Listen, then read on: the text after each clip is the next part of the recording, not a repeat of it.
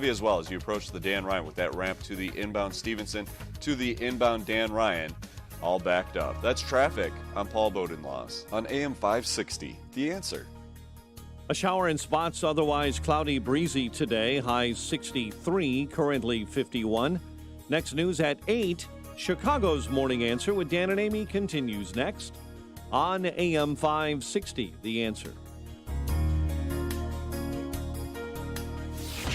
From the Matrix Home Solutions studios, this is Chicago's Morning Answer on AM 560, The Answer. Listen to AM 560, The Answer, online at 560theanswer.com, on the AM 560 mobile app, on your Alexa-powered smart speaker, on TuneIn, iHeart, and radio.com. You can win $12,000 towards the purchase of a new car or to cover your existing car payments just by doing acts of kindness. Learn more at 560theanswer.com/kindness. All right, so I know I played this yesterday, but it's worth repeating. We had a reporter go out on the streets of New York and ask first white people about voter ID laws, if they're racist, if they're, if they suppress the black vote. And then the same reporter during the same bit asked black African-American people about voter ID laws, whether or not they're racist. Do you have an opinion on voter ID laws? Yeah, they're usually pretty racist. I think voter ID laws are a way to perpetuate racism. Would you go as far as to say that those laws are racist? For sure. Do you think it suppresses the African-American vote? Definitely.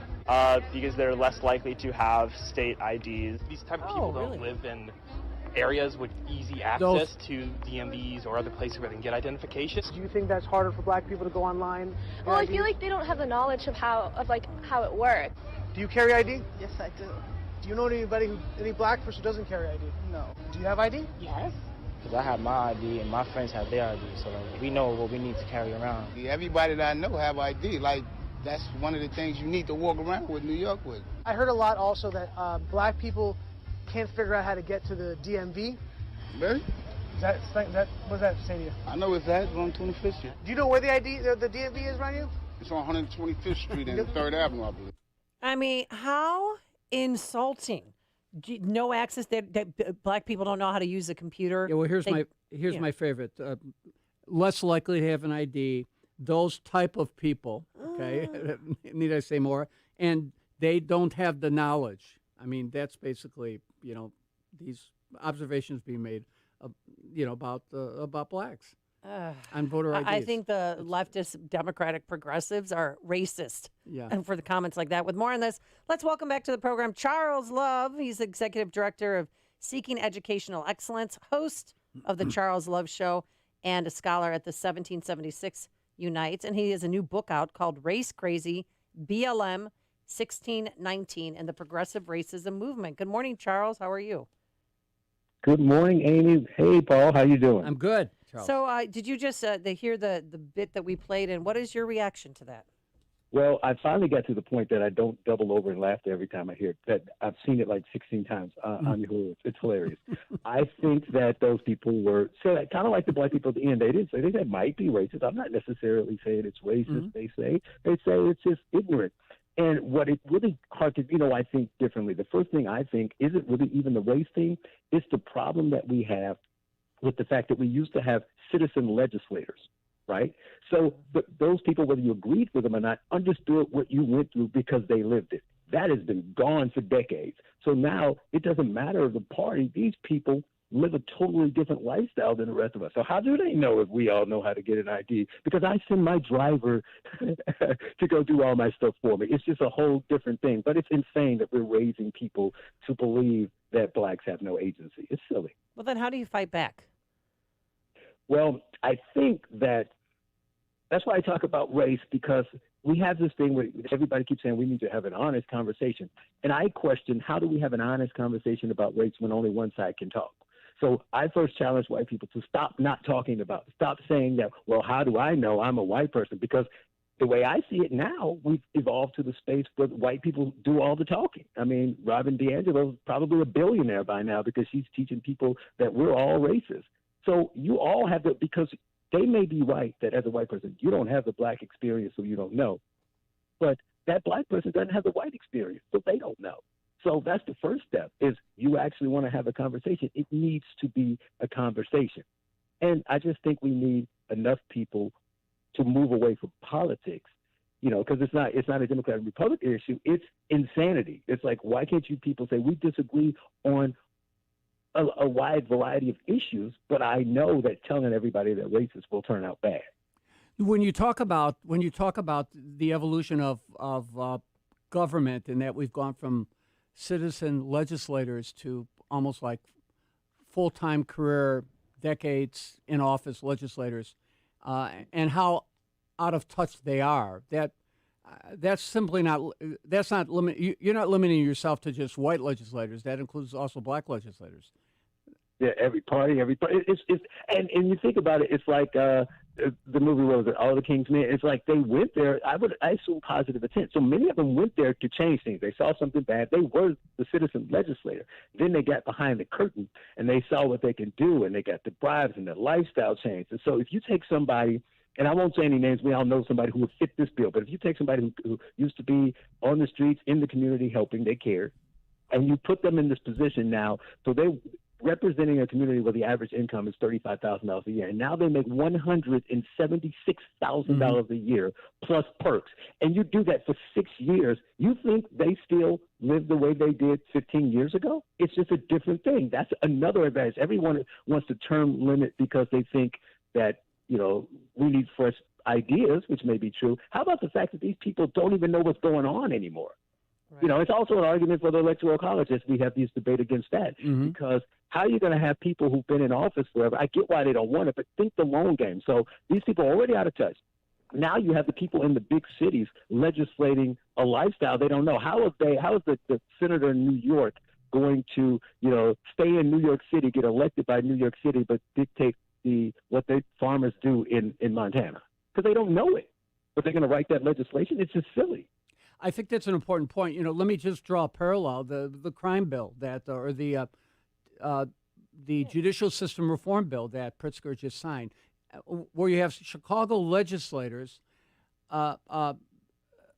pushing a bill through, legislative leadership dominated by Chicago, pushing a bill through that has application throughout the state of Illinois.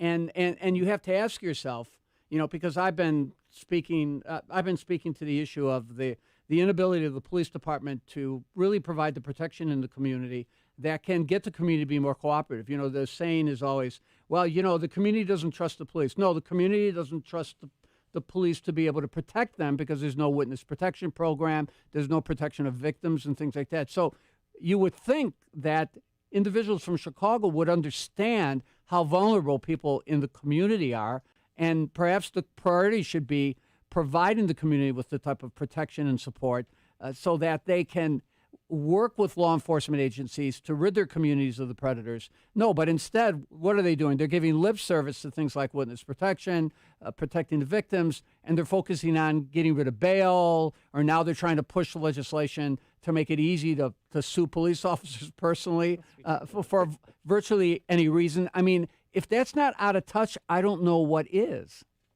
Right. No one wants it. I just wrote a piece for American Mind about that very thing, because New York ended the qualified immunity, and I know that the dominoes are going to fall everywhere else. And I don't argue it from a pro-police premise, regardless of what I believe. Let's just use common sense. If your neighborhood is already violent and you try to root out police brutality, which happens, but it's a smaller percentage of the large group of police officers, but you're going to fix it by making all the police afraid to do their job. So you don't recruit new officers, the older ones retire early, and the rest sit on their hands. How is that going to make your neighborhood safer? That's right. That's right. Let me make an observation about that, about the exodus of officers right now. In Chicago, not only do you have the problem of the fact that they've gotten rid of police positions, but they can't fill the vacancies fast enough because they've had record retirements. And in fact, for every 2 officers working, there's 1 officer retired. In other words, the ratio of working officers to those that are receiving their pensions is 2 to 1. I mean, that ratio is an absolute disaster for the long-term viability of the pension system. And like 30% of the existing officers, Amy, in the Chicago Police Department are at retirement age, and they're just not leaving because they're at retirement age, they're transferring anyway. So you're absolutely right. What they're doing, I mean, if they ever wanted to defund the police department or degrade the police department into insignificance, they're doing it. It's happening naturally, and I think it's going to be a disaster. And what's so strange, liberal Oak Park, because we just had elections this week on Tuesday, which seems like a month ago. They were all about defund police. 80% of the residents do not want to defund police, which is crazy. Of course they don't. No logical person does. But take it a step further. They say they want to defund the police. They get on TV and sign the stuff, and they cheer, and they get all the woke credits, woke chips that you get for doing the woke thing. Yep. But then what happens? One person gets stabbed, and New York puts 500 to 1,000 police officers on the trains. What do you think you think they're working pro bono? Right. Then, L.A. says, you know what, we're going to add $36 million back to the police budget. Why? Because they have to. It's going to, you can't control, because here's the secret. Criminals don't follow the rules. They don't? No, I thought they followed that 25-year gun ban. Well, fine, now I can do more. Wow. So you wrote this book, Race Crazy. Why did you decide to do it? Because I think too many, I dramatically changed my audience now for the last year. It's all about center and left-leaning people who disagree with conservatives on all the policies, like I said before. But they understand three important things. Free speech is important. They don't like the cancel culture, especially when it's from years past. And they hate being called a racist. So I'm talking to them and say, okay, you were sympathetic after George Floyd died, and you wanted to help the BLM movement. You need to understand what the BLM movement believes. And so the book is basically all about the truth of BLM and the 1619 Project in their own words. It's mostly quotes from them and then breaking down why either it's factually inaccurate or it's dangerous. So a lot of people know about BLM and talking about the nuclear family and LGBT things that they don't like. Oh, there's far worse stuff there that most people don't know. Did you know that they openly said that they were anti-capitalist? Really? What is their mission? What's BLM's mission? If you had to define it in 2 sentences or less. I would say that their mission is to create shock and awe. They are like the front line to allow a diversion. They're there to create the noise, to allow legislators and people behind them who aren't legislators, who are moving the needle. We don't know who these dark, shadowy figures are, but to allow them to push extreme change. That's the end goal. It's not because they don't even talk about police anymore. So how could it be to end police brutality? Most of the sites said nothing about police. What they want to do is change. What did Obama say? Fundamentally transform America. That's what they want to do. All right, the book is and the Race people following Crazy. them don't want to do that. They just don't know. Yep, the book is Race Crazy. Tell us how you can pre-order yours. Amazon, Barnes & Noble, Race Crazy. It will be released September 28th. I hope you'll have me back to get more in-depth of the book as we get closer. Oh, we sure will, Charles Love. And then your radio show is on at what time? It airs on Sundays? I'm on Sunday, 11 a.m. to 1 p.m. Central on AM 560 The Answer. I do long-form interviews about specific topics. This week, I wanted to do something different, so my brother's coming on to talk about what it's like to be a non-famous, regular black guy. And we're going to talk transgenderism with a transgender conservative. Really? And that's this Sunday from 11 a.m. to 1 p.m. right here on AM 560. Charles Love, always a pleasure. Good luck with the book. Thanks for having me. Thank you. And he joined us on our turnkey.pro answer line. Listen to Dan and Amy on your smartphone. Download the AM 560 mobile app today at 560theanswer.com/mobile. Dan Proft here again for Northridge Prep. They've been 100% in person all year long, dedicated to the mission of building men. Today I want to share some comments from Kevin, a current 6th grader interviewed by an independent team trying to understand why students love Northridge Prep so much. So my favorite teacher here at Northridge is probably Dr. Callahan, because he's always so happy and enthusiastic and funny, and he teaches you to really value life. He always says to try your hardest, to always be good, to always pray to God, and to value life. Here at Northridge, when I wake up, I feel motivated and enthusiastic and excited to come to school each morning. We get to come here and see our friends and talk to the teachers, and the teachers will really help you with anything. You can always go and talk to them if you have any struggles or anything with them. To really get why students and parents love Northridge Prep, you got to see it. You got to feel it, not just hear it. So visit northridgeprep.org, register for an open house, or call to schedule a tour today, northridgeprep.org. All right, I got to do a live read here, Paul. But I like the story we're telling. Folks, what commitment are you going to make to yourself, to your health? Are you ready to take charge and be proactive? Are you ready to take balance of nature? You know, doctors who have come on the show said you get enough sleep, exercise, and eat a well-balanced diet, but you're not doing that on your own, especially during stressful times. And the founder and creator of Balance of Nature, Dr. Howard, said 70% of the produce we buy ends up in the garbage can. Good intentions, but let's spend that money towards something that will be more effective, and that's just taking 6 capsules a day. With that, you're getting 10 servings of 31 different fruits and veggies. I have more energy, that's for sure. Less soreness after a hard workout. And I have to tell you, a lot of people are sleeping better as well. So experience the Balance of Nature difference for yourself and make 2021 a year of better health. So right now, again, Balance of Nature, free shipping and 35% off the newbies, the first timers.